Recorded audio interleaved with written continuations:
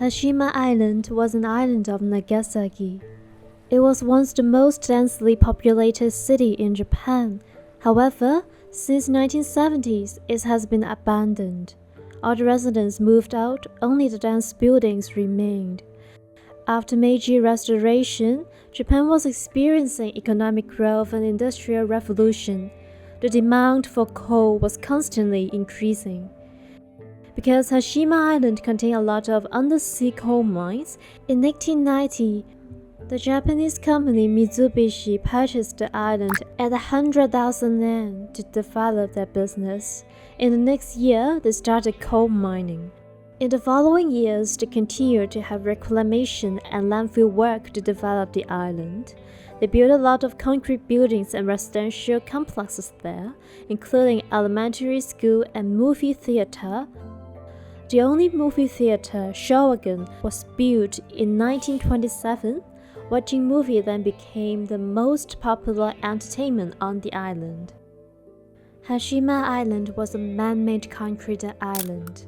When it was viewed from a specific angle, its silhouette was similar as a Japanese battleship, so it was also called Gunganjima or Battleship Island. The weather there was harsh. Typhoons occurred very often. During the Second World War, Japan sent thousands of workers to the island for coal mining. They included 3,700 Chinese workers and 1,300 Korean workers. But the island was tiny. It was just roughly the size of 12 football pitches. Therefore, it was very crowded. The density was 9 times higher than that of Tokyo. Also, the living environment was not pleasant. Food, fresh water, and electricity had to be transported from mainland. There were no bridges to connect the island to the mainland, so transportation was limited to ships. According to some old Korean and Chinese residents on the island, they were forced or deceived to come to the island as coal miners, and they were treated very badly. The living environment was overcrowded. They had to share a bed with many other workers.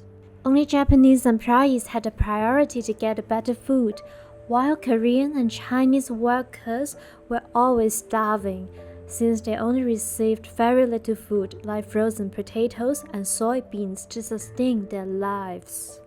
They had to work for 12 hours a day in an extremely hot and dark coal mines. Every day they were exhausted. The highest coal output per year was over 400,000 tons. It was a life-threatening work that the coal mine would collapse anytime. Even though the injured workers were stuck inside, they would not be rescued.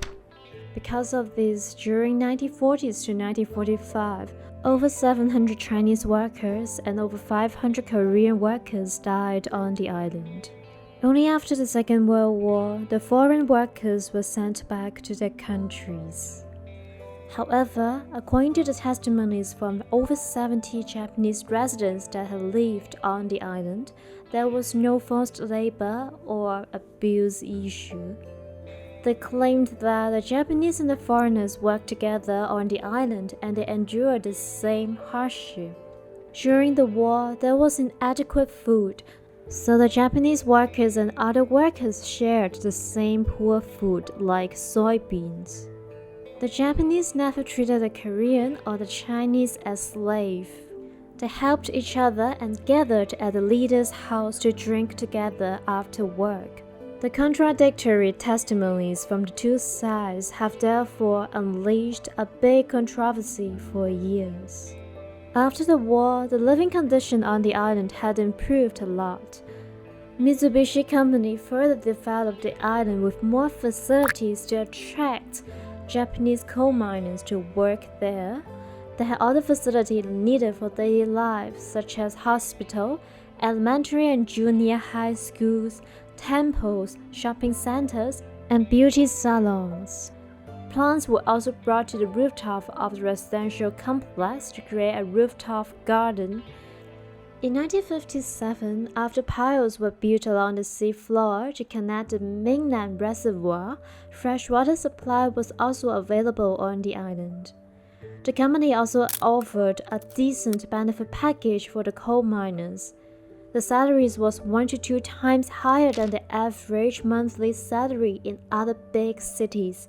The workers received the necessary protective equipment, high-quality food, and good living environment.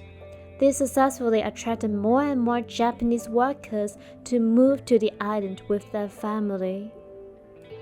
In 1950s, television was an expensive appliance. A TV cost 30,000 to 60,000 yen, but almost all households on the island could afford at least one. There were 3 yukaku in the southern part of the island. Honda and Morimoto were for the Japanese, and Yoshida was for the Korean. After the Koreans left, Yoshida became a stationery store and clothing store. But Honda and Morimoto continued to operate until 1957 when the prostitution prevention law was enacted.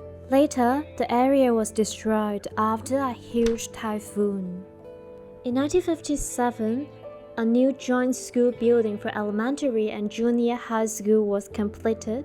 It has 7 floors. The 1st to the 4th were used as elementary schools, and the 5th to the 7th were used as junior high schools. Later, a school lunch center was also set up on the 1st floor with the island's first elevator. During that period, the life of the island's residents was more balanced and contented. Since 1970s, when other forms of energy were introduced, people relied less on coal. Coal was eventually treated as dirty fuel. Many coal mines were then shut down. In 1974, when the coal resources on Hashima Island were depleted, the coal mines were closed. All the residents also moved out. The island was then given back to the government. Since then, Hashima Island was abandoned. Until 2009, parts of the island were opened as a tourist attraction for public visit. In 2015, UNESCO recognized Hashima Island as the World Heritage Site as part of Japan's Meiji Industrial Revolution. But it was under a precondition that the visitors had to be told about the history of forced labor on Hashima Island. However, in July 2021, UNESCO said they had strong regrets that the exhibition on the island failed to show that part of history. Controversy continues.